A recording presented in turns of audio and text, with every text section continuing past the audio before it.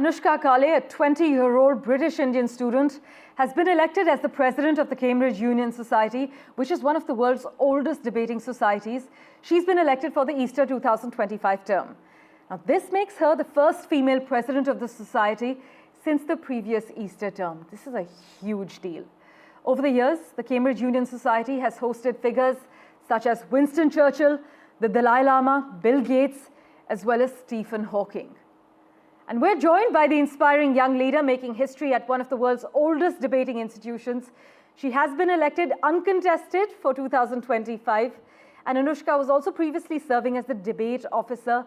She is known to champion diversity, international dialogue, and also stronger ties with cultural groups. Let's just hear from her about her exciting plans for the future of free speech and debate.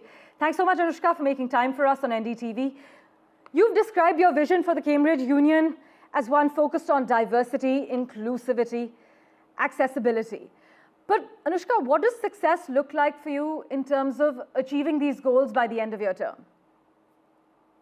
I think in terms of my metrics for what that will look like, or at least what success will look like, that will primarily be monitored by the number of collaborations we have. So are we having events that are opening up this space with cultural societies in particular and access-based societies, which I mentioned in my manifesto, I was really keen to engage with. It will look like the kinds of people or the demographics that are entering the building, staying and engaging in events. And a key part of it is obviously we do have a lot of members who are from access-based backgrounds or from minority ethnic backgrounds, and making sure that we're engaging those existing members as well. So what attendance looks like for events, what take-up is like, especially for more diversity-based initiative and events. You've expressed a desire to collaborate with cultural societies at Cambridge, but how do you plan to ensure that the union is not only diverse in terms of the speakers it hosts, but also in terms of who feels welcome and also represented in these debates? I think a large part of those two go together. I think when people see speakers from diverse backgrounds, and I think having those speakers from diverse backgrounds isn't just good for inclusivity, it also makes free speech and the conversations that we're having a lot richer and more interesting. And it's definitely something that's been in the heart of my this term as debates officer, and something I would continue. But I think that has a twofold effect. One is obviously bringing together these exciting conversations that have all of these diverse voices, but the other is people seeing these more representative voices and feeling that they can still engage in these conversations.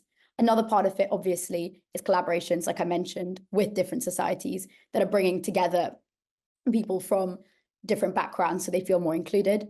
And another aspect is we already do have a lot of different schemes, such as access-based memberships that exist. So really promoting and highlighting the fact that we want this to be an inclusive space, and that in many ways it really is at the moment, and just highlighting the existing mechanisms that are there so people feel like they can really get involved.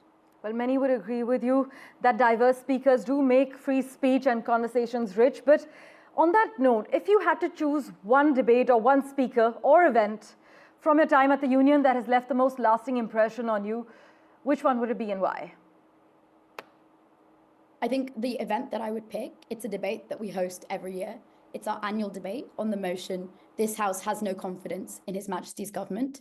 And what we do for it is we bring together high-profile politicians from whichever party is in government at the moment. It's currently the Labour Party this year. And then we get opposition parties as well. That can be Conservatives, smaller parties, etc.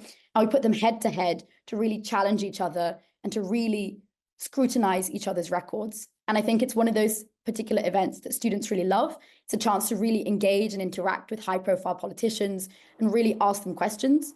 This year, when we organized it as when I organized it, when I was debates officer, there was such high student and membership engagement. Students really wanted to challenge these speakers, ask them questions, talk to them in the bar afterwards, talk to them in the chamber afterwards. It's really one of those events that I think really shows the best of the union, because you have these high profile speakers, but you also have the opportunity to challenge, to question, and to hold them accountable. Well, you've got big shoes to fill, and I'm being modest here, but the Cambridge Union has a long legacy. It had past presidents like Arianna Huffington. Do you feel any particular kind of pressure, or are you looking at this role a little differently, Anoushka?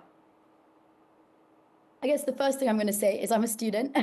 I'm 20. So at the moment, I'm obviously focusing on my studies and also on putting together a great term card for members and for putting together a great, for helping the society to continue to move forward.